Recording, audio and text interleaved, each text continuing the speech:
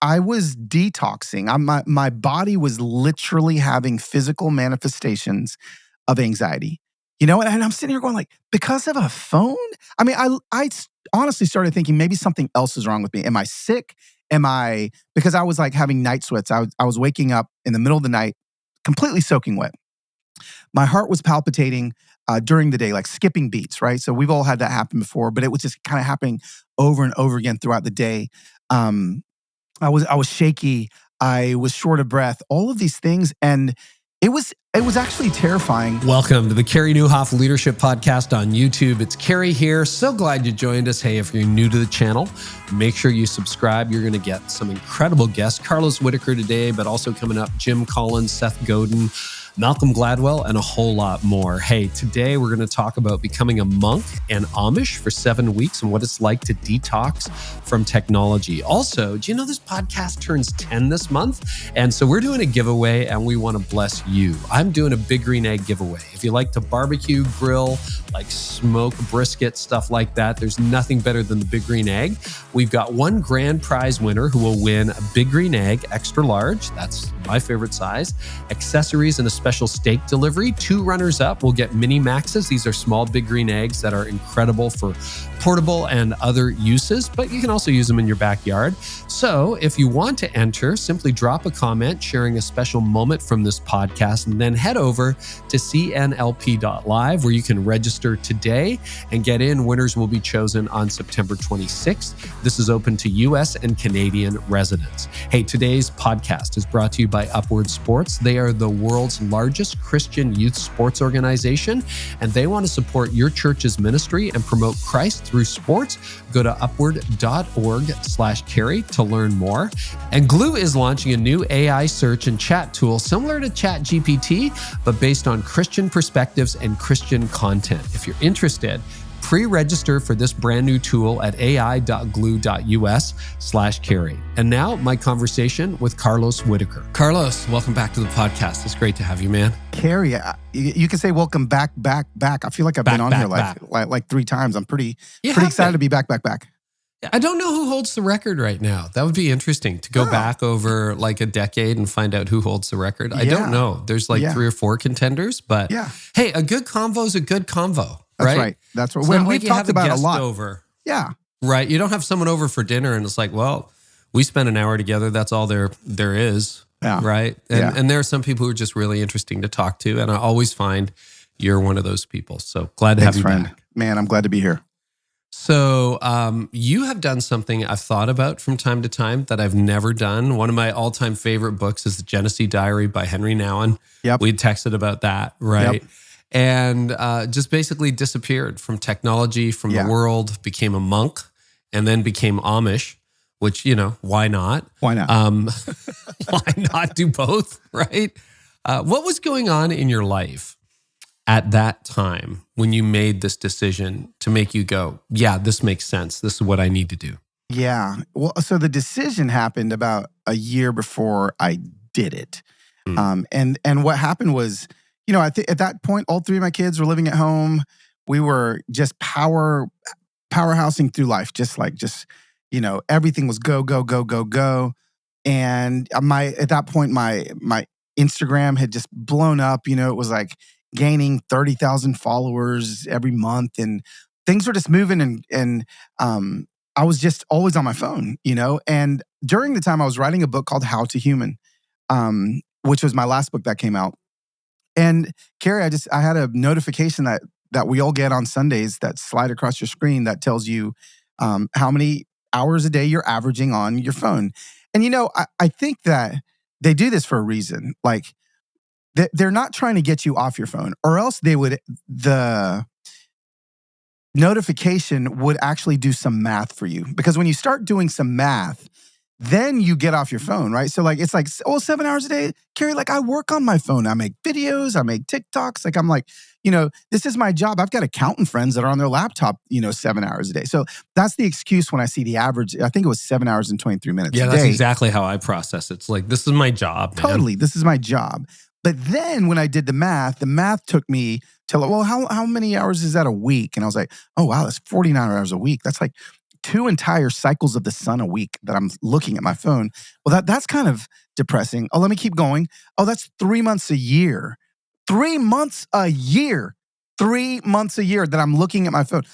That's crazy. And then I kept doing the math, and it was like, if I live to be, I don't know, 85, I can't remember what the math was, I'll literally look at my phone for over 10 years of my life. I just turned 50. So I'm like, holy cow. Now, if I were to get a notification that slid across on Sunday that said, you are losing a decade of your life, it's completely different, right? And so when I did that math, that was when I just was like, okay, I've got to do something. Like what do I do? And, the what do I do shifted and changed for a few months.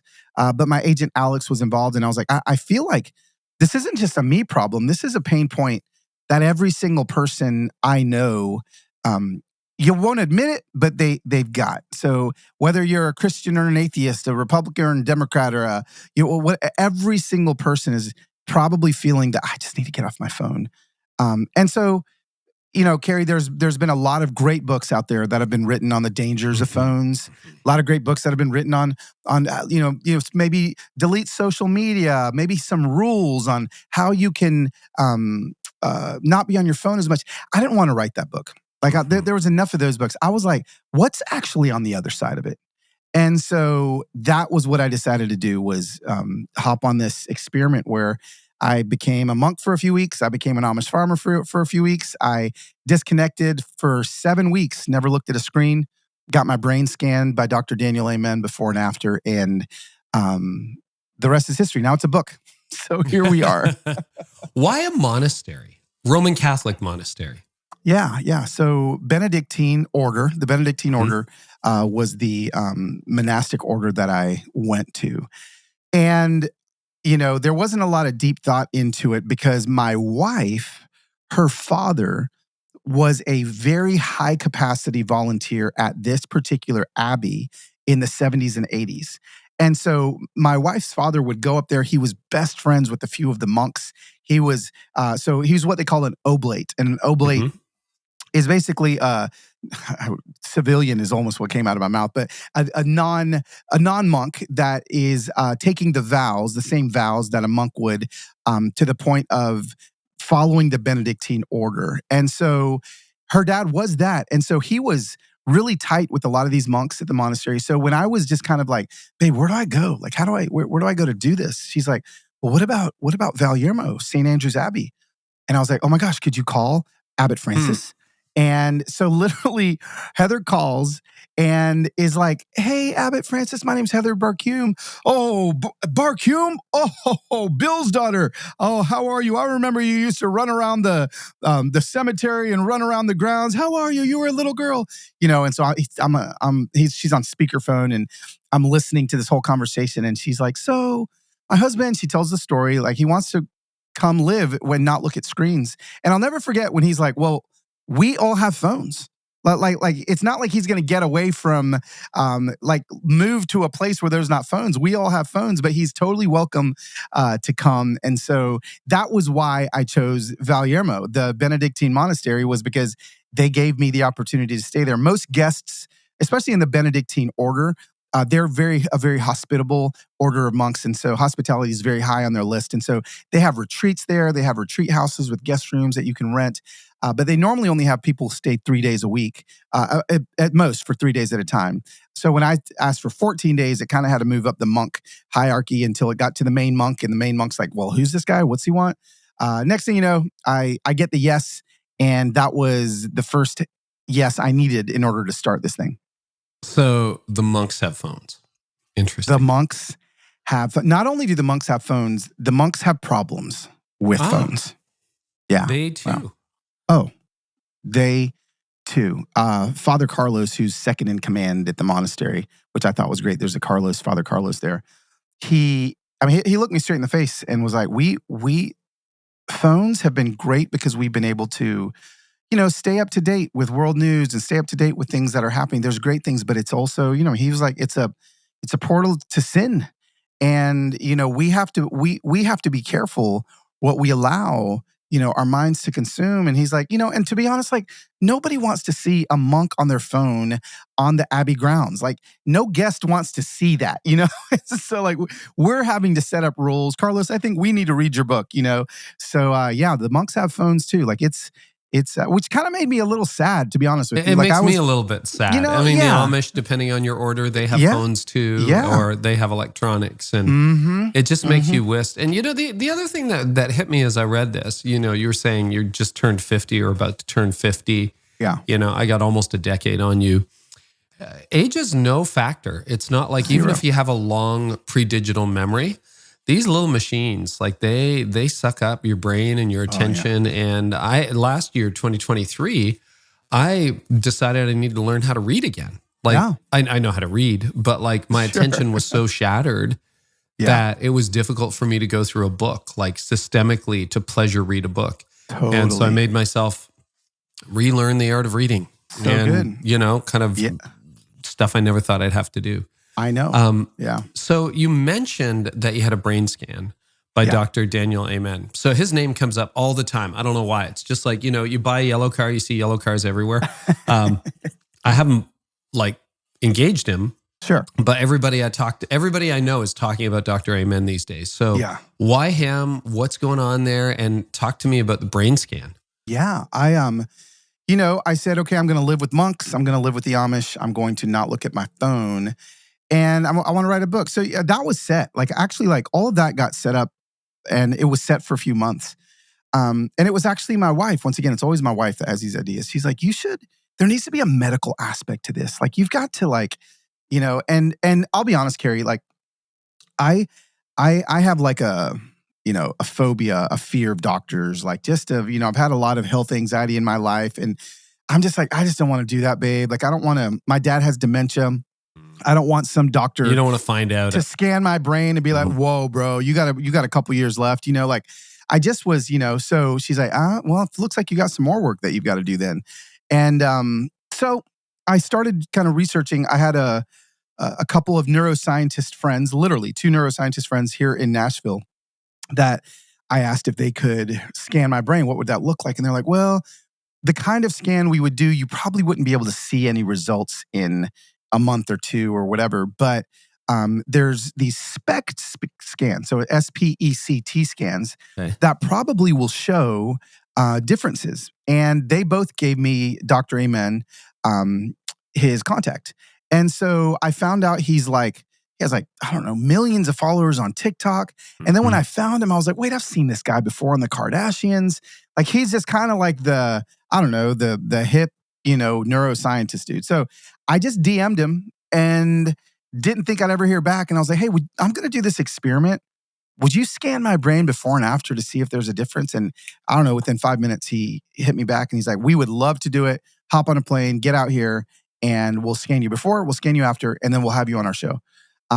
So it was a pretty easy ask. And so, but I added that because I do feel like, people wonder what this is doing to our brains. Like I do, at least I wonder, like, what's all of this doing to my brain? Like, I know it's causing anxiety, but will you be able to see it? Also knowing, Carey, this also wasn't like, it's not like a medical study, right? Like this isn't like a scientific experiment. I am data point number 1, and that is it, right? So, so the brain scan, it's going to be, it's going to be my story, but it's not necessarily a study. So I just thought it would be interesting, and he decided to hop in on the whole experiment, and I'm really grateful that he did. So you go there. What does the initial scan show? Yeah, so I go there, and my initial scan was very lumpy. He just kept saying, wow, you got a real lumpy brain. I was like, oh, awesome. The actual, the actual, like he actually said when he sat down after I got my scan, he's like, did you play competitive soccer growing up? And I was like, yeah. And I was like, how does he know that? Like, I haven't. He's like, because in most cases that I see, brains that have a large dent on the front, and he showed me my brain, and sure enough, there's a gigantic dent at the very tip where I would head a soccer ball. He goes, that's because you kept banging your head against a soccer ball. And I need to let you know that the brain is the consistency of Jell-O. And so the more you do that, I was like, wow. And he goes, so with soccer players, you see this a lot. With football players, you see dents kind of all over the place.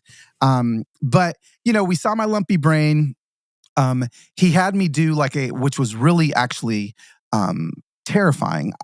Besides the brain scan, he did a cognitive memory score, right? A rating. So you'd sit in front of these computers. Literally, it's like you walked into like a Stranger Things episode in 1983. You're in a dark room with like a Apple II Plus or something, and it's just flashing like letters and numbers on the screen. And you're supposed to hold your finger over the space bar.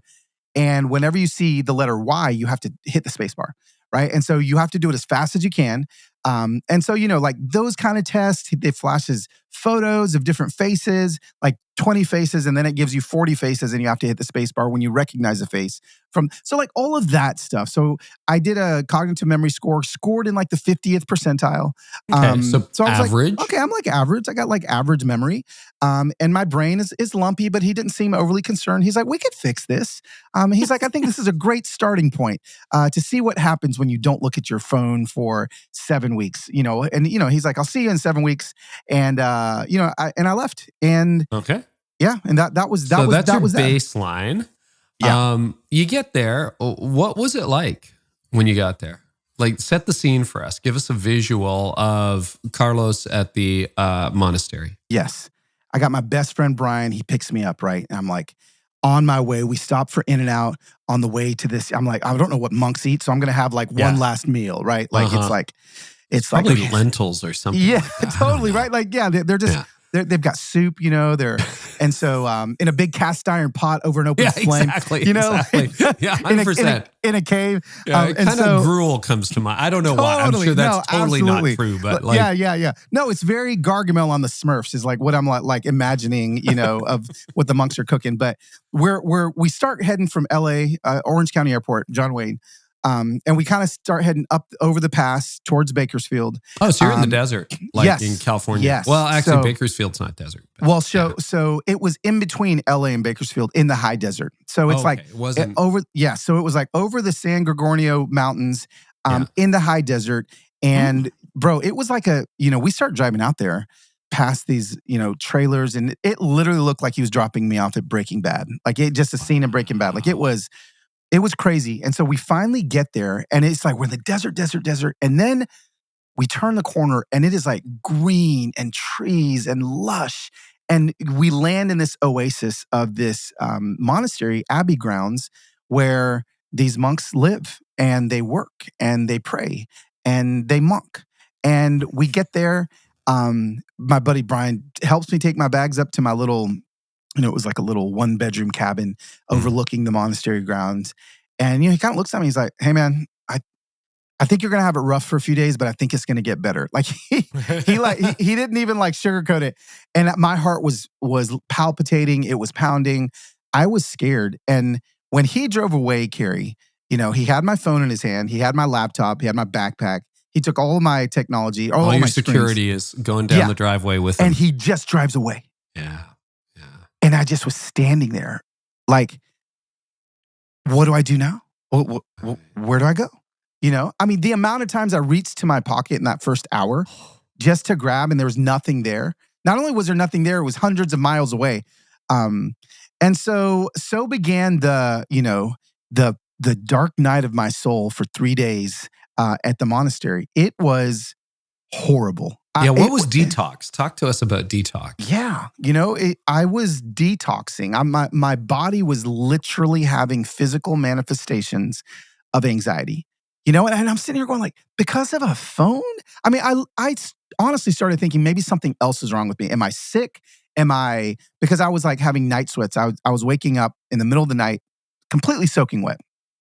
My heart was palpitating during the day, like skipping beats, right? So we've all had that happen before, but it was just kind of happening over and over again throughout the day. I was shaky.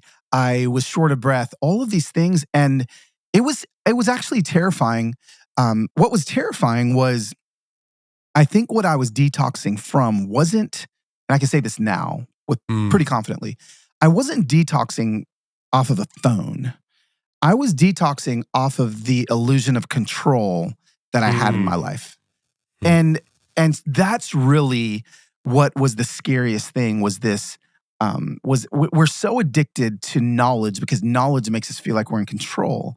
And suddenly I didn't have that knowledge anymore and I didn't have that control anymore. And it was pretty radical. What happened those first few days? Dr. Amen would say that I was detoxing off of, that my serotonin levels were, coming back into balance because of knowledge. He would say detoxing from knowledge, the drug of knowledge. I definitely think it was control because of the knowledge, and it was I almost left day 2. I had a certain time block every day that I would contact my wife. And I called her and I was weeping. I was crying. I was like, babe, I'm coming You're calling home. from like a landline or something? Yeah. So like it was I'd either use a monk's phone or I would use a landline or kind of whatever it was. Most of the time, just a landline. They actually still had a working payphone on the property, which was so cool. I was That's like, fantastic. Can I use like a Bring calling your card? dimes, man. Yeah. So, so I'd call her and I was like, babe, I'm coming home. I can't do this, And she's like, okay, like, I just feel like you've made this decision. Like, I just think you can do it. And, I prayed and it was a struggle, but I kind of started pushing my way through. And I think it was day 3 or 4 where it felt like an elephant stepped off my chest and I got it. I was like, oh, wait a second. I get it now. And I'm telling you, Carey, days 0 through 4, this was an experiment about a phone. Days 5 to however many days 7 weeks are, it no longer was about a phone. It was about all of the things we've forgotten on the other side of the phone. It was about all of the beauty that I was recognizing in community. It was about all the things and wonder and getting lost and all these incredible things that once I got over the phone, man, it was literally the best 6 weeks of my life. And but it was terrifying those first few days. And again, I was going through the same schedule the monks were, up at 5 a.m., praying at 6, at 7:30, at noon, at 4, at all the different times, in Latin, chanting, the whole thing. And breakfast and dinner were in silence. Lunch, you could speak. But I spent about 23 hours a day in silence. And so to go from 7.5 hours a day on your phone to 23 hours a day of silence with a bunch of monks in the high desert, you're bound to have a few episodes. And so they were there. Where did your mind go in those first 4 days in the quiet? What happened to your thoughts? What happened to, because, you're right. We're usually like any spare moment, checking Instagram, checking the news, checking the weather, checking email, checking social, TikTok, whatever. What happened? Like, where did your mind go? What were you thinking about? It was great. No one's really asked me that. It went pretty dark pretty quick. Yeah. It didn't go to light. It's not like I just started reminiscing about the great days. My mind went dark really fast. And when I say dark, it was like, again, like health anxiety or like, oh my God, like what's wrong with me? What's happening? Why is my heart palpitating? And I couldn't go to Google to go to WebMD to find the answer. Right? Couldn't figure out which terminal disease you have. Yeah. I'm like, what's the disease I have today? Are my kids okay? Is my wife okay? So Hayla, I know she was heading on a trip down. She's driving 7 hours to Florida. I knew that before she left. Like, where is she on her road trip? Like, I don't have Life 360. I can't see how fast she's going. And if she's in an accident, how's she gonna? All of these small pieces of control that I thought, well, they were actually like, control is really a figment of our imagination. Like I thought that they were giving me control. They were suddenly just gone. And so it just was worry. It was like an overwhelming sense of worry about everything. Worry about like, oh my gosh, like all my followers on Instagram and social media, are they just, I'm leaving for 7 weeks. Are they going to be there when I get back? What if you got canceled? Yeah. Am I going to are someone going to find something about me and then put it on Twitter? Next thing you know, I'm canceled. Like all of it was out of my hands. It was out of my control. And Carey, we, again, I'm talking to leaders here now. Like we love to feel like we're in control. We're addicted to control. And when I lost it, it was really disorienting for a few days. But then, oh my gosh, that freedom from control just opened me up. It's like it's like day 4, I was asthmatic and didn't know, and I got a hit of an inhaler, and I took a deep breath, and I was like, oh thank God. Like, this is what it's supposed to be. I could breathe, you know? Before we get to day 4, I got 1 or 2 other questions, Carlos, because we've known each other for a while and spent some time together. You don't strike me as a control freak. Would you say, or the people around you, say that you're a control freak, or is it more just the always on switch that most of us have by default moved to over the last 10 or 15 years? 1,000%. It's the second thing you said. Because you're not like large and in charge. Like you are as close to a free spirit as I see in people. I think you've had 72 careers since I met you 15 years ago. Like, you're always pivoting. I said that to you. Like, you're always pivoting. It's always like, well, you know, I'm going to do the Fit by 40, and then I'm going to be a worship leader. Oh, I'm going to speak to business leaders. I'm doing this. Oh, I'm doing that. I'm launching a podcast. I'm changing this. Like, you're a free spirit, man. Very like free. You really are. So if you can, just a little bit more on that addiction to knowledge, because knowledge is power. Power is control. And, you know, if you want to go get theological, right back to the garden. Knowledge, the tree of the knowledge of good and evil, right? All of that. It's very addictive. It's very addictive. And, you know, Carey, you're right. I'm probably one of the more free-spirited friends that you have. Totally. You know, like I don't, you know, I'll land in London, not even know where I'm staying that night. And I'm like, you know, like where am I going to go? Oh, let me Airbnb. Oh, there's 2 available. I'll hop to this one. It looks cleaner. You know, like you're right. And so like, if a guy like me is that overwhelmed with the lack of control that a screen gives me, I can only fathom why a lot of people would never even want to do something like this. And the control also is a control that we don't even, it's like we didn't even ask for it. The phones showed up. So good. The phone showed up, and like suddenly we're just given all of this opportunity to know things that we were never supposed to know. Ever. My mom is like, you know, when she saw Life 360 with my kids, she's like, Carlos, like if I had Life 360 and I could track every movement you made, do you know how stressed and anxious that would have made me as a mom? But instead, in the 80s or in the 90s when you were in high school, you had to I was like, be home by 9. I just wouldn't worry until 9:30. And you now, though, have an opportunity to know every second of every day with your kids. So you have control, but is it really control? And is that control actually adding to the anxiety in your life? Or knowledge without power. Yeah, sorry. Right? Then that's what it is. It's knowledge without power. It's more knowledge than we were created to have. I say this all the time. I don't believe that our souls and our psyche were created with the capacity to consume the amount of information and digest the amount of knowledge that we get to know now. Like, we just weren't created for that. And suddenly, when I'm just at the monastery without my phone, guess what? The only thing I'm able to know is what is happening in the 200 yards that is around me. I can walk to the cafeteria, and I guess what? I'm going to know what we're having for lunch. But I didn't even know how hot it was. I'd walk outside and I was like, man, it is hot. I'd reach in my phone. Oh, guess what? I guess I just know it's hot. It's just hot. I don't know it's 97. I don't know what the heat index is. What's the UV index today? You know, like, you know? And so suddenly when I started to know less and less and less, man, I was able to breathe more and more and more. So maybe all this knowledge is also adding to our stress, adding to our burnout, adding to our anxiety. Maybe we weren't supposed to know everything we know. Oh, gosh. You know, there's a book in that. Maybe it's been written. I don't know. But like, we have the knowledge of, not the knowledge of God. We're not omniscient. But you think about what we know compared to our grandparents. It's insane. But we don't have the wisdom to go with it. We don't know what to do with it. So you get this knowledge, right? Do you really want to know? Do you really want to know? Yeah, we do. Yeah, we do. Yeah. But we don't have the wisdom to know what to do with it. I think there's a book in that. But anyway, your book went somewhere else. So it did. Yeah, day 4, you have a 200-yard radius around you.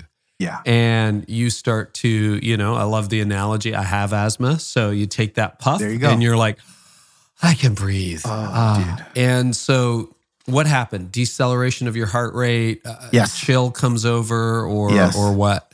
Yes. I had, so it may have been the morning of day 4. This isn't in the book, but maybe the afternoon of day 3. I had actually taken a Bluetooth speaker with me. And I actually bought, they still sell these things. I bought a MP3 player that off of Amazon that I had to legitimately download music onto. Okay, so I downloaded like 30 songs. That's all it would hold. And it was like all the worship songs from my church. And then I could attach it to my Bluetooth speaker. So even without a screen, I was able to listen to music, right? I wasn't trying to go insane on this experiment. So I just remember like having a breakdown, putting on this worship song and just weeping in my room, just bawling in my room. And I missed my church. I missed my friends. I missed all these people. And then so like the bells start ringing. I'm having this nervous breakdown. And so the bells ring right before prayer, 5 minutes before prayer, 6 times a day. I head down to the chapel. And that was the first time when I walked down to the chapel and I was sitting in the chapel and the monks, they march in every single time. The robes are swaying back and forth. And we start singing. We were, this may have been the evening because the songs were evening. Yeah, it was evening vespers. And they were preparing the songs that we would sing, the psalms that we would chant were always psalms of what's about to happen next in the day. And so these were preparing our hearts for the evening. So Lord, still us, help us fall asleep, like all of these things. And I just started, it's like in that chapel, I could breathe again. It's like I started to get it, like why they did this every day, why they did it. And so like I'm looking at these monks and I'm just thinking, these dudes, 20 of them, do this 6 times a day, 7 days a week, from now until the day they die. This is the rhythm. And I think it took me 4 days of stumbling through the rhythm to finally start getting into their rhythm. And that was the first prayer service that I like enjoyed. Where again, even though we're singing in Latin, I can see the words in English. And I left there and I hiked up to the top of the cemetery hill behind my cabin, watched the sunset, and the stillness and the slowness suddenly felt like a gift as opposed to something I needed to fear. And so I started, I think maybe the 3rd chapter in the book's called Godspeed. I started to look at the monks and start to walk at Godspeed. I started to enjoy the pace of life. I started to realize I'm just moving. What in my life, besides my 2 legs, move at 3 miles an hour? That's how fast we walk. And so I'm looking at the monks. And now I think when I got over the fear and when I was able to finally breathe again, that's when all of the lessons began to come. That's when I was like, oh my gosh, we're so scared of solitude. Like solitude is something that is almost to be feared. And we're the first generation to actually have the opportunity to lose all access to solitude. Whereas, I don't know how many years ago, let's say 70 years ago, I don't know when they actually first put the first radio in cars, but like, I feel like that was the moment that solitude was gone. So like we used to have to, when you go from point A to point B, it just was quiet. And you were just kind of in your mind or you're talking to somebody. But then as soon as we started being able to like consume songs or whatever, solitude went away. And so I look at us now and now we just are plugged in all the time. Solitude became something that I looked forward to every day. And it's so funny that the longer I was at the monastery, the more I dreaded leaving because I just felt like I was finally living the way we were probably designed to live. Not that technology's bad. I'm back on my phone. I think all these things are great, but man, bro, I was tasting the good stuff. I was tasting, I think how humans have lived from the dawn of humanity up until, I don't know what, 1983? I don't know when it was. Mm-hmm. So, no, you're right. Then. I think maybe they came in the 50s. Yeah. I would love to know more about solitude. It's something I think about a lot, something I cultivate. Every year I get older, I put a little more solitude in. Yeah. And I'm increasingly more comfortable in the stillness and with pauses and with silence. That's in conversation, but also just being alone. I have a personal retreat day on Thursday. It'll be a lot of silence, a lot of solitude, just thinking, reflecting. Yeah. Praying. What did you learn? Because solitude for me, and one of the reasons I'm asking the question, when I first started getting acquainted with solitude in my 30s, it was deeply uncomfortable. Like it's like I almost couldn't sit still. I couldn't quiet my mind. What was your experience of solitude, Carlos? It was, for someone like me, I'm actually pulling up this article. I think I've got it right here. Yeah. For someone like me, solitude it was hard at the beginning because although like I would say that I'm an introvert, like I would say that to people because I've said it my whole life. Not my whole life, maybe the last 10 years. I'm like, yeah, just being around people just exhausts me. But what I found was when I was at the monastery, being around people energized me. And then the solitude that I was having, that was like actual solitude. Well, like so we're actually not alone anymore because we've got these devices Yeah. in our hands. And so we trick ourselves into believing that if we're not around humans in like a circumference around our physical body, that we're alone, even though we're scrolling thousands of people's lives, in our hands. And so we're actually not even ever alone anymore. And that's what I realized when I was there, was that it was the first time I'd actually truly been alone. I would say things like, I love to travel alone. Well, the truth is I'm not traveling alone. I've got 300,000 people that are talking to me on my phone all the time. So of course I like traveling alone because I don't have to talk to a real human. I can just type back and forth and hit my, get some fixes from people saying sweet things about me and on my comments and stuff. That's not true solitude. So it actually took me a few days after my initial panic. It took me a few days to start to enjoy the solitude. And so then, because again, 23 hours a day of silence, right? Like that's a lot of solitude, right? That's a lot. And so I would enjoy my lunches with different retreatants or the monks that I would sit with because I'd get to talk. And bro, you should have heard me talk during lunches. Like I was like, just like nonstop. But knowing that was really the only time I was going to get to talk, man, the voice of God started to boom in my life. Like questions to God became louder. Initially the solitude was a little disorienting because, I was suddenly able to think about all of these things about God. I'd walk to the bookstore, like in the morning, it'd open at 10, I'd go in, I'd peruse, I'd pick up a book, I'd sit and read. And then I would just think about it and I'd journal and I'd walk up to the cemetery and I just had all this time to think. And it was a little disorienting at the beginning. There's a couple of chapters in there where I go into, it was actually so disorienting initially. I wasn't scared of the solitude, but the questions it was bringing up about God that I wasn't able to solve by listening to a Carey Nieuwhof podcast or listening to Craig Rochelle or some other great spiritual giant that I look up to. Like, no, I just had to figure it out. The Lord was just going to have to talk to me. So were they like deconstructionist type questions? Yeah. Solitude brought some things like, simple deconstruction questions like, how could this good God let all this bad stuff happen? Right? Like things that like I've heard Levi and Louis, give great messages up for an hour on these things. And that made me feel better for a second. But when I don't have those messages and I just have to sit in the uncomfortableness of why does a good God let bad things happen? It's just started messing with my head. And so, there was probably 2 days in there that I think I completely took my faith apart. And needed Abbot Francis to help me put it back together again. But solitude brought that. I think solitude raises the volume of God in your life. It just absolutely does. When you lower the volume of life, the volume of God goes up. When you lower the volume of life, the volume of God goes up, whether you want it to or not.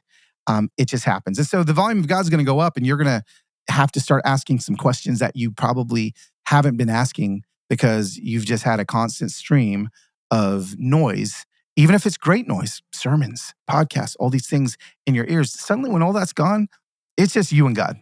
And so solitude brought a lot of that for me. In your 7 weeks, identity also became an issue. You love your familia, as you say, and you're not on your email list. You're not following your Instagram, TikTok followers. You're not getting DM'd.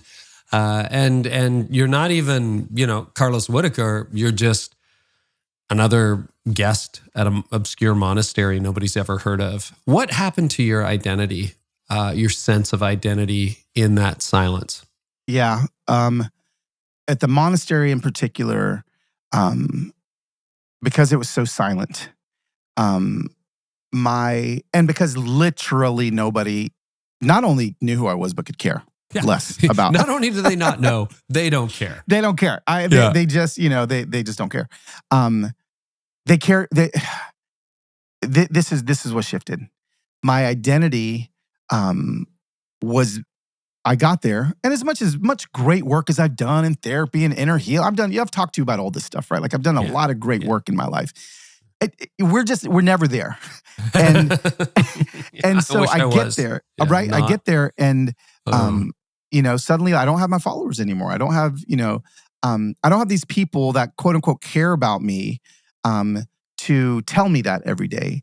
And suddenly I had to make friends with monks in order for myself to have community and in order to be cared for. I could have stayed away from the monks. I could have stayed away from the retreatants and not discovered that when I step out and make a friend with Father Carlos or Father Francis or whatever it may be, Father Dominic, that my identity suddenly, when I became friends with them and I started to like hang out with them, like suddenly my identity was based on my relationship with them.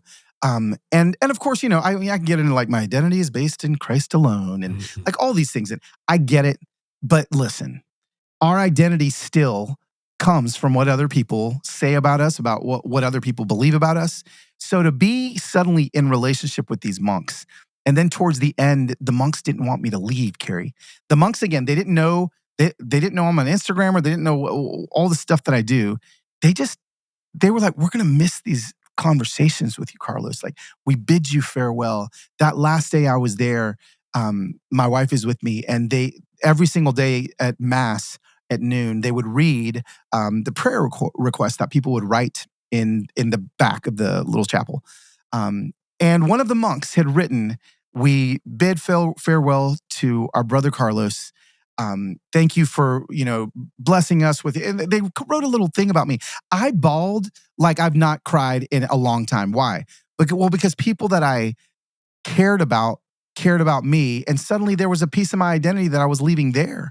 And so it was a very healthy identity shift for me where, by the time now when I'm home, gosh, man, it's just so much easier to base my self-worth, not only in what God believes about me, but in the people that I'm investing in locally, my church, my friends. I'm a lot better friend now because I think that I identify more as a friend to my friends than just a friend to the Insta Familia. So, there's a lot to unpack there, but the identity piece was big because a lot of us that do what I do for a living definitely can fall trap and victim to basing our identity on what random strangers think about us. When you think about the friendships you forged at the monastery, I want to know whether there was a different quality to those friendships. And I know they were short. I mean, they could be measured in days, not months or years. But when there's no distractions, when there's solitude, when you've got that 1 hour a day and you haven't got a phone buzzing in your pocket or you're not preoccupied, did that have an impact on the kind or quality of relationships you were building when you were there? Think about this for a second. Yeah. 7 weeks. You just said it. I never had not a single buzz go off in my pocket or my wrist. So what does that mean? When I was talking to somebody, looking them in the eye, I was 1,000% right there with them the whole time. So no wonder there was an acceleration to the depths of the relationships that were formed because suddenly like I was nowhere else. Whereas the more research I do, the more studies show that even if we have a phone in our pocket and we're looking at somebody and it buzzes we legitimately will leave our current reality and our mind goes to the phone, who it could be, what time is it? Why would there be a notification that's going off? And so we lose connection in that moment. I had 7 weeks, I never lost connection. And yes, I'm telling you that it was very transformative to me. That's one of the main things that I've done on my phone is it literally lives on Do Not Disturb now. My phone is never not on Do Not Disturb, ever. So I've got my assistant, Whitney, and if she texts me, she's actually the only text notification that I get. I don't even get a text notification from my wife or kids. Only if they call me will my phone buzz. But man, I am so much more present now because I'm just with it. And the number of times that a monk would be in conversation with me, and then their phone would ding, and they'd reach in their pocket and pull it out. Oh, I'm sorry, Carlos. Oh, sorry, my brother is that. And they put it back, and I'm like, did a monk just do that to me? Like, did that just actually happen? I think that's called fubbing, isn't it? There's some new term to it. It's like phone snubbing somebody. I don't know. Totally. Yeah. But you know what? Totally. It's interesting. I have been living with permanent do not disturb on my phone for maybe, I'm going to say 7-8 years. I love that. Whenever they introduced it. And I'm surprised when people, and I got an Apple Watch and, I carry my phone everywhere. Yeah. I'm still not convinced that is as good as just being phoneless and watchless. Like, Oh, sure. I think that's different, but you're right. It's like amazing. And nobody gets through. I get a phone call. I've got like a dozen people in my life who can call me and it will buzz, but it happens so rarely that when it does, I'm kind of like, oh, this thing still buzzes. And I find it really helps my focus, my concentration, but I'm as bad as anybody. Like when there's a break in the day or the rhythm, just to whip out my phone and see what's going on or who I missed. So, all right. Yeah. Let's, anything else about the monastery? Because I do want to talk about the Amish. Yeah, for sure. I think that the monastery, and I think readers, or when you watch the documentary, whatever, will realize that the monastery was that was where a lot of the inner work happened. Yeah. And I feel like the Amish was where a lot of the outer work happened. So like, again, the monastery, it was like all of these things inside, solitude, boredom, all of these things were brought out of me there. And, it's funny. I will say that I'm grateful I went to the monastery first, because it almost was backwards. I almost went to the Amish first and the monastery second, just because of schedules. And I think it would have been a completely different book, a completely different experiment had that happened. And so the Amish put you to work. Oh, bro. It was like moving from a cave to New York City. It was crazy. But again, St. Andrew's Abbey, and I love to tell people, these monks took me in, and they're like, tell all your friends. I mean, you can get a retreat there. You can go there. It's in the high desert of Southern California. They will treat you well. Father Carlos, tell him I sent you. Tell them I said, hey, they will love on you. And they actually don't eat just lentil soup. They eat some really amazing enchiladas on Sunday evenings. You got to go check them out. Oh, that's cool. Well, Henry Nouwen, they bake bread every day. I'm going to the Genesee Monastery. That's our plan this fall. I'm going to buy some of the bread that they're making. I love literally 50 years to the year after he was there. Wow. He's long gone. But that's anyway, pretty cool. Favorite book, Genesee Diary. Okay, so an Amish farm. Similar vibe there. It's like these are people who do not play by 2024 rules. So I'm going to go check out what's going on. Yeah. Okay. So it was, again, once the monks were the first kind of subculture that I nailed down. I was like, okay, I'm going to live with them. Who am I going to live with now? And so initially it was like, well, maybe I'll go to a cabin in the woods. But I was like, no, like, I think I'm going to be pretty solituded out by this point. Like I'm going to need, and so I have a friend, Leanne, who is just a great family friend, and she is married to a former Amish man named Daryl. And I just called her and I was like, do you think that Daryl's family would let me live with them? And she's like, what? Why would you want to do that? And I told her the idea, and Daryl's family actually said no, so they rejected me. And then another Amish family that I literally flew, met them at their farm, and they kind of interviewed me, and then they said no as well. And so like, so you've been shunned. I've been getting shunned over and over. And then finally, like it was kind of last ditch effort. This incredible family, the Miller family, that own a sheep farm, said absolutely he can live here. And so I wanted to see what another kind of subculture that I was hoping was kind of screen free, what that would feel like was. And man, it was a freaking blast. Like I had the time of my life there. It was completely different. And I learned a lot of different things from the Amish than I did the monks. But yeah, man, it was great. I got on a plane. My wife picked me up from the monastery. We drove to LAX, and she put me on a plane with a paper boarding pass. And, when's the last time anyone that listens to your podcast traveled without a phone? It's the craziest thing ever. I mean, to just have a paper boarding pass, have to get out and look at the screens like, okay, what's my next gate? Like all the things that we don't do anymore. Get picked up at the airport without a phone. I mean, have you tried that since 1992? No. Like I'm just, I told Leanne, hey, this is what time I land. And I'm just going to kind of go to baggage claim and hope that you're there. So all of those things happened, and it was a blast. But I got there and started my Amish journey. What were some top lessons from your Amish experience? Top lessons.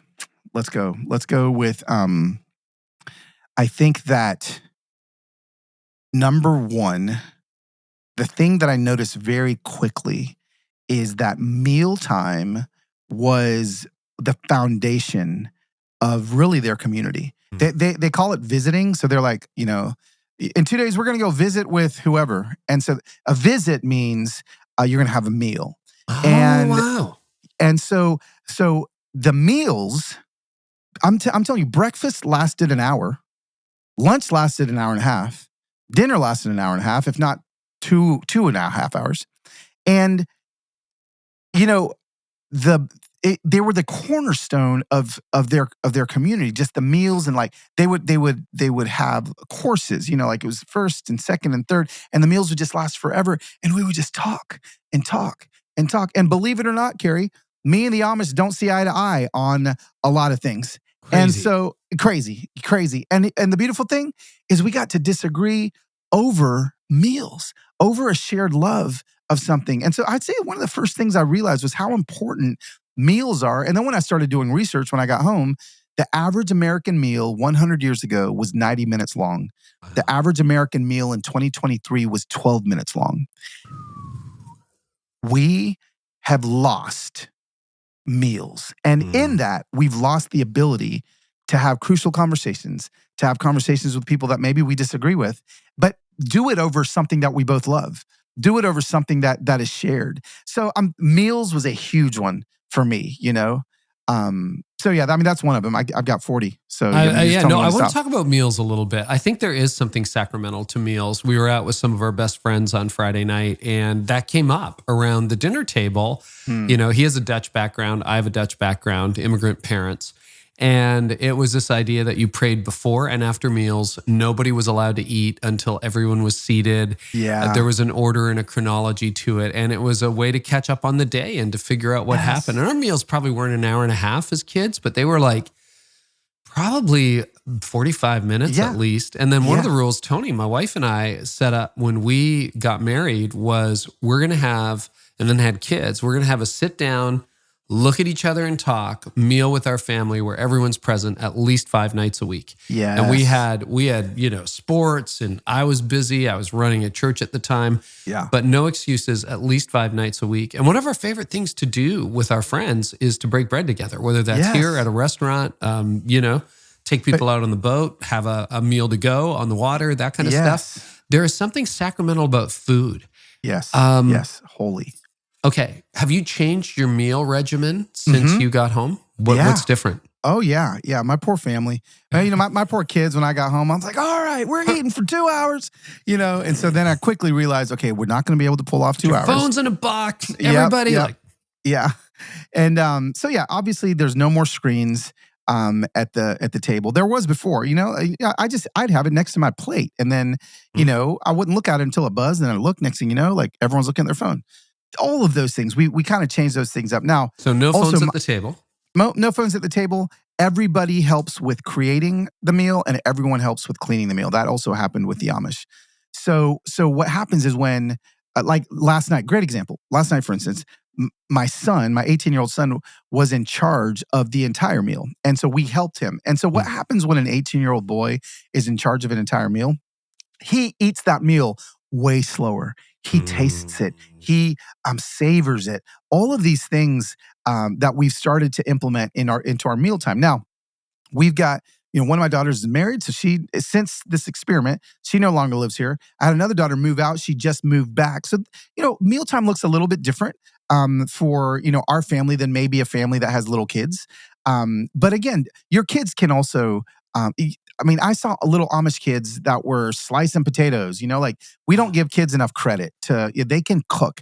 And when you cook something, you savor it just a little bit more. So we've added those things in. Definitely the length of meals has just gotten longer because of that. We're not setting timers like, okay, 90 minutes, start, put the phone and the timer in the kitchen and we're not getting up. No, we just really and we're also comfortable with silence. I think some people think that a meal has to just be filled with conversation all the time. No, just sit there for a few minutes and eat. Well, if there's one thing, when I was with the monks, we would have to eat breakfast and dinner in silence at tables filled with strangers. So I'd be sitting there, and Carey, you've never heard your stomach make more sounds than when you have to sit in silence and eat a meal next to a stranger, right? And so like I tell my friends and family all the time, like, it's okay if we don't have a lot to talk about, but let's just sit here. Like, let's just sit here and be. You talking about little kids at the table brought back a memory that I had forgotten. But a few months ago, I was in Guatemala. I was with Compassion. I know you've done work with them, but you know how they take you to the villages and you're usually at table with the kids, or you're feeding the kids, or that kind of stuff. Yeah. And there was one particular village we were in that really blew me away. They had just a long table, and they had some kids like barely able to sit at the table, like 18 months old, 2 years old. Yeah. And they're sitting there, no devices, no phones, no iPad, no like one-on-one supervision. Obviously, it was well supervised, but the kids were basically there with just slightly older kids. Yeah. They sat there so attentive, so quiet, so rapt for half an hour, 45 minutes eating. And then when they couldn't figure it out, there was no squawking, there was no yelling. And it just made me think, what have we done in our culture? What have we done that we need to be entertained every second? Because clearly 18 months old are capable of sitting at the table, being fully focused on eating the meal and enjoying the moment. Bro, let's keep going here, because I don't think I wrote about this in the book. I'm getting confused now because I've got a documentary and a book coming out, but I don't know where the stories live. But I got invited to Amish church. So that was like a huge thing, right? So like I go to Amish church.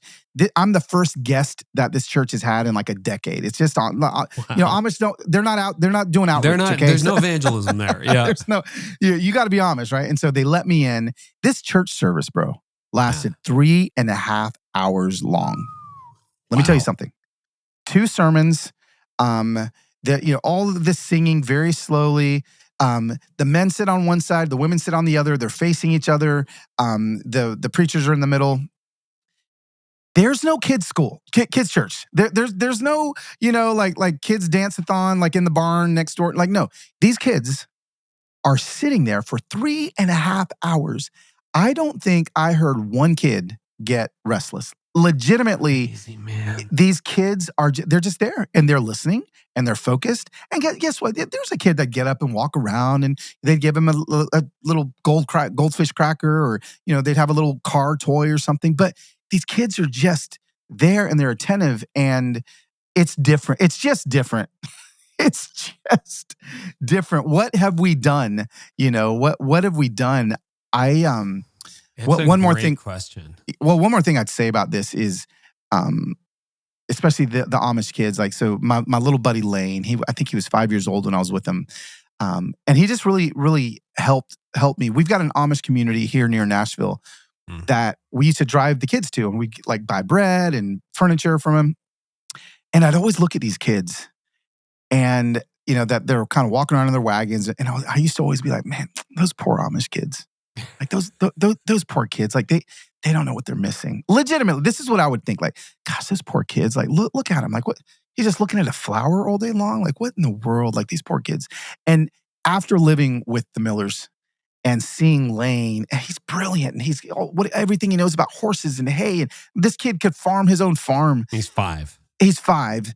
And we'd sit there on their patio, and they live pretty close to like a main intersection on the road. And so there's horse and buggies coming through, but then there's also a lot of cars. I'll never forget the first time I saw a minivan come by, and there were 2 kids in the back of the minivan sitting there. This beautiful Amish country, and they're sitting there, you can see them staring at their iPads. And I'll never forget the first time I go, oh, those poor kids. Like, it shifted. Just twisted. Just like that. Flipped. Bam. Flipped. And I was like, whoa, wow. Like, look what I've seen. Listen, the Amish aren't perfect. No, the Benedictine monks aren't perfect. We all have our things. But man, the beautiful lessons I learned from them, the lessons of getting lost and finding our way, the lessons of savoring, the lessons of community and the table, of being around people that don't look like me, think like me, believe like me, and falling in love with them and being in a relationship with them. It was just so good. Other insights from the Amish? Yeah, let's go. About let's go yourself or about them? Yeah, let's go with intuition. Let's go with how because of their lack of screens, suddenly they have to rely on what some people would call the Holy Spirit, what some people would call intuition, and just how often I'm basing my decisions every day off of somebody else's intuition as opposed to mine, right? Like Yelp is like the worst thing to ever happen to our intuition. We're judging whether or not we're going to go to a hole in the wall Mexican restaurant based on like some other dude's taste buds that are telling us that he's only going to give it 2 stars. Like we cut it off. Like there's no intuition, there's no gut that we're following anymore.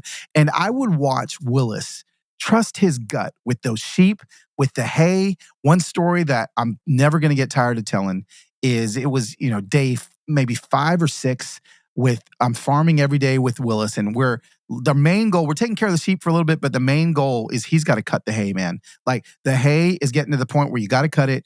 And here I am, a black dude from East LA. My mom's Mexican. My dad's Panamanian. I've never even, been on a farm longer than like 3 hours. And by day 5, I'm like, yo, Willis, like look at the hay. It looks like it's ripe for cutting, right? And so like I'm starting to give my opinion on the hay, and I'll never forget. Every day we kept waiting to cut the hay because it kept raining. And he's like, you can't cut the hay when it rains because if you bale it, then it'll get mildewy and it'll mess up the hay. I've been growing this field for the last 5 months. We don't want to waste it. So we're waiting. We finally get a day. There's no rain. And he's like, tomorrow we're going to cut the hay. And I'm like, sweet, we're going to cut the hay. I wake up the next morning. There's thunder. I look out my little tiny house window. I see the rain just falling, a mile away. It's just going. I walk over to meet Willis, and I'm like, well, Willis, I guess we're not going to cut the hay today. We're going to maybe try it tomorrow. He's like, oh, no, we're going to cut the hay today. And I was like, I thought you said that we can't cut the hay if it rains. He's like, look at your boots. And I look down at my boots. He goes, what do you see? And I'm like, what is this dude doing? He's so weird. I go, I don't know, they're wet. He goes, exactly. He goes, if there's dew on your boots, it's not going to rain. And I was like, legitimately, this is the dumbest thing I've ever heard in my entire life. I'm like, Willis, look, like you can see the rain, like you can see it. He's like, it's not going to rain. I'm going to cut it. So I'm sitting here thinking, I'm going to watch this man ruin his crop of hay, and he's going to have to buy hay now, and it's going to, whatever. So I leave with Diane and Kathy, and we go somewhere, and it's pouring rain on us the whole time for hours on end. And we start driving back. We're in Krista, her daughter's car. Okay, so Krista's a Mennonite that lives with the Amish, so they're whatever. You can get into the book with all that stuff. But we're there. We're on our way back, and it's pouring rain.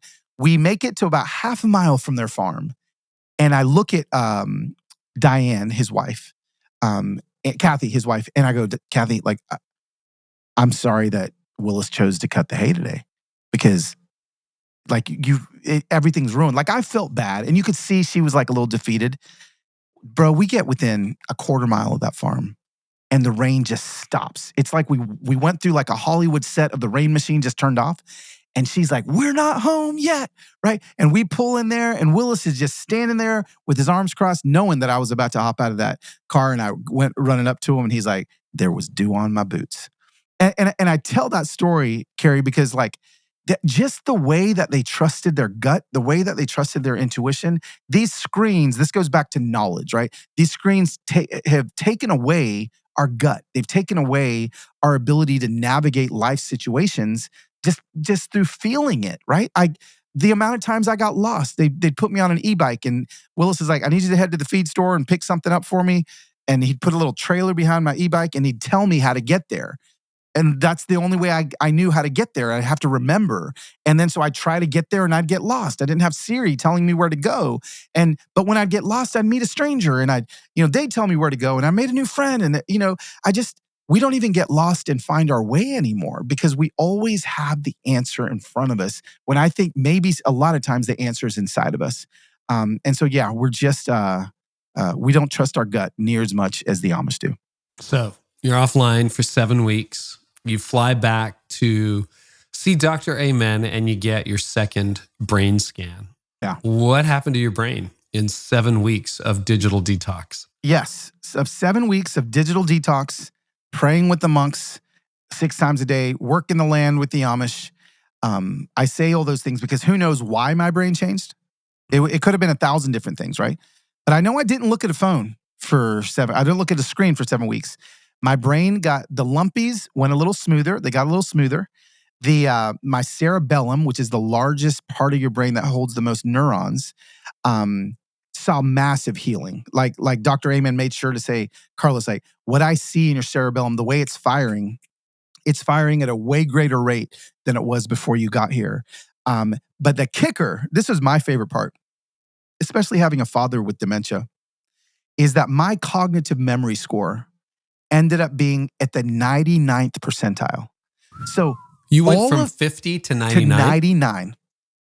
So all of those tests that I was doing with faces and recognition and stuff, bro, my brain was firing. I was on it. And that's the kicker for me. That was the thing I left with. Yes, my brain smoothed out. There was parts that were firing better. And again, at the end of it, it's like, who knows why it did it? Again, it wasn't a scientific study, but I know that it did change. And I know that my brain did change. And so I've definitely taken that to heart and changed a lot of my habits. Yeah, let's talk about habit changes. What is different as a result? Because here we are recording a podcast on Riverside. You got headphones, microphone. We were texting, emailing back and forth, getting ready for this day. You're back on TikTok and Instagram. What's different? Yeah. What I haven't done is made a bunch of rules on phone use. Okay, so that's the first thing people need to know. Like, it's not like, okay, I'm only going to have screen time from 3 to 5, yada, yada, yada. No. What I have done is applied all the things that made me fall in love with living without my phone again. So I tell people all the time, this book's not about a bad phone. The book's about why it's beautiful on the other side of the phone. So a couple things. First thing is I let myself wonder a lot more before I go finding the answer for things. When people say, I wonder, if you're in a group and with friends at lunch and someone says, I wonder what happened, immediately what happens is we grab our phones and we kill the wonder. So wonder is over. But as both of you and I remember living in the 90s and the 80s, we just had to wonder a lot about we things. just didn't know. We just didn't know, I don't know. And so now I no longer go looking for answers to questions that I have. I'm literally just like, people hate it when they're with me and they're like, I wonder, and they pull their phone up. I'm like, nope, we're just going to wonder. Because remember, wondering isn't asking the question. Wondering is what happens after you ask the question. So like, let yourself wonder a lot more. That's one thing I do. Again, these are simple things. Like I no longer use Siri to get me from point A to point B. I legitimately, it's like, again, 1997 again, like MapQuest. I write the directions out before I go somewhere. And I just use that to find my way.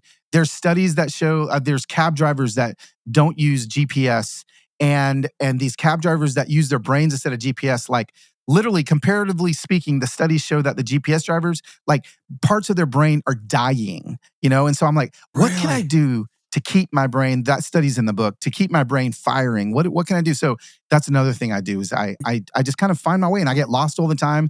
And guess what? Yes, it may take me 20 more minutes to get somewhere because I hit traffic and Siri didn't tell me to avoid the traffic. Guess what? I get to sit and wonder a little bit more. I got a son who does that. Just ditches Google Maps and he's like, I'm going to use a map. I'm going to figure this out. And we're going to go analog, which is amazing. Did you know, I found this out earlier this year. There's something in England called the knowledge. If you're a London cabbie, you have to study. It takes anyone 3 to 10 years to pass this test. It's all regulated. But basically, you have to know, it's ridiculous. I don't have the numbers, but it's like 30,000 roads and 10,000 points of interest by memory. And be able to get anybody there from any point in the city with no problem. You have to learn the knowledge. And these guys and women work at it so hard. And it's a pride. I started talking to the cabbies when we were there in the spring about the knowledge, and it's just unbelievable. And some of these guys, like they're 30, I mean, they clearly have phones, but it's like, that's what you need to know.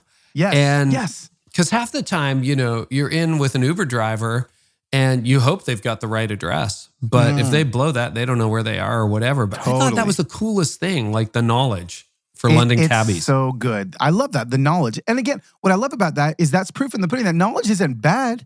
right? Like knowing things isn't bad, but what we do with it, what do we do with it? How much of it are we, accessing? I love that. I think that's great. So I get lost a lot. Maybe I'm learning the knowledge of Nashville, right? I'm trying to figure that out myself.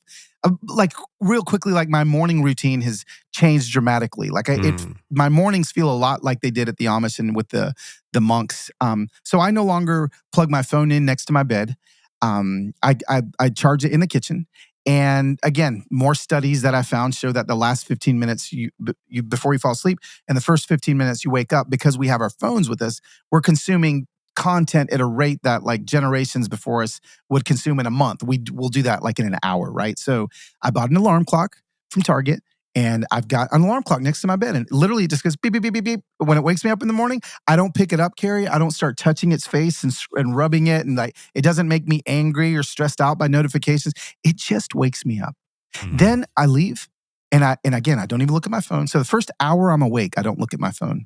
And I go and I make my cup of coffee, and I just drink my coffee. I don't drink my coffee and scroll Twitter or X, showing my age.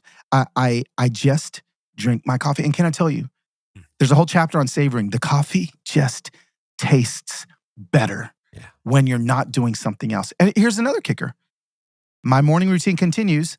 I love the news. People know that I love to talk about the news. I love to talk about worldviews. I've deleted all the news apps off my phone. I've deleted X off my phone. And I've subscribed to this thing called a newspaper. And I wake up every morning, and just like Leave It to Beaver's dad, I walk out on my front porch with my coffee, and I don't know who throws it in my yard at what time they throw it in, but every morning I show up and there's another newspaper in my yard. And then I grab the paper and I read the paper. And guess what? If something else happens on planet Earth between 8 a.m. on a Tuesday morning and 8 a.m. on a Wednesday morning, I'll find out the next day.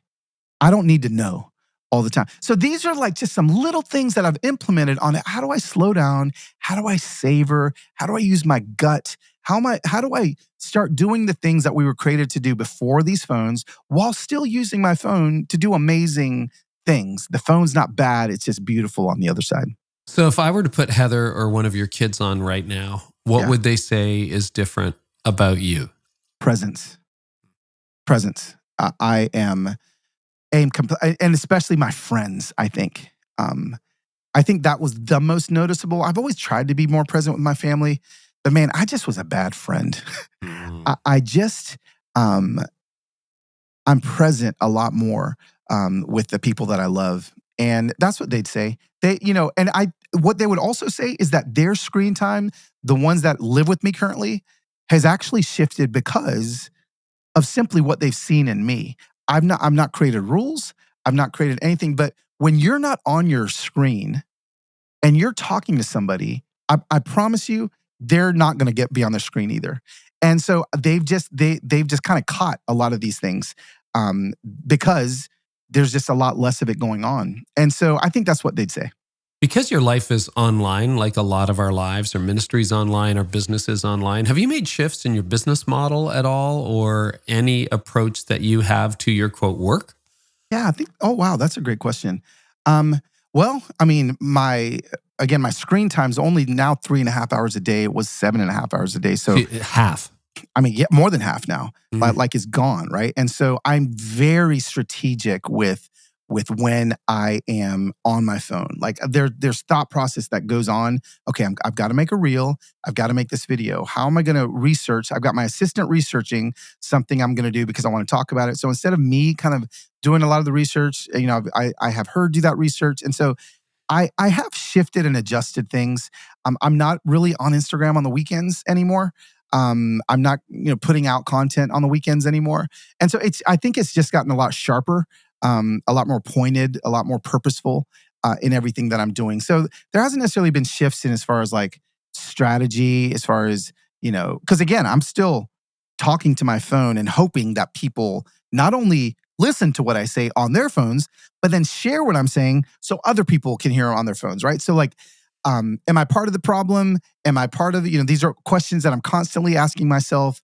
People are like, well, you're writing you're writing a book about not being on your phone, but then I'm listening to it on my phone. All these things, right? That Yeah. These are great questions to ask. But I have changed dramatically the amount of time I'm on my phone, which has in turn, I think it has shifted a little bit of my business. Probably taken a little bit of it away, to be fair. But it's all good, man. I'm just so much more present with the people around me. Well, it boils down to what you really value at the end of the day, Yeah. right? Like, Yeah. how do you keep score? So this is not just a book called Reconnected. You're making it into a documentary. So Yes. you're off technology for 7 weeks, except for Yeah, I took a camera with me. So it was 7 weeks without a screen.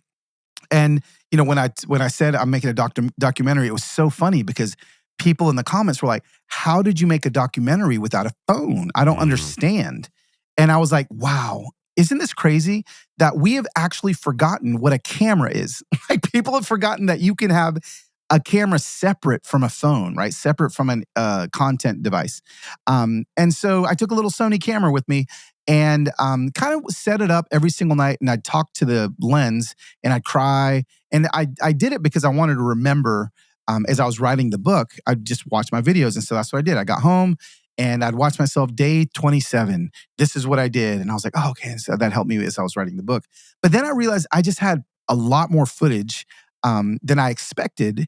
And so I gave there's probably 6 SD cards to a filmmaker friend of mine. And I said, hey, do you think I have something for like a 20-minute YouTube short or something? And he's like, man, after he watched it, he's like, I think we've got a whole thing here, like a whole documentary. And I was like, really? So I gave creative license to my friend Hodges.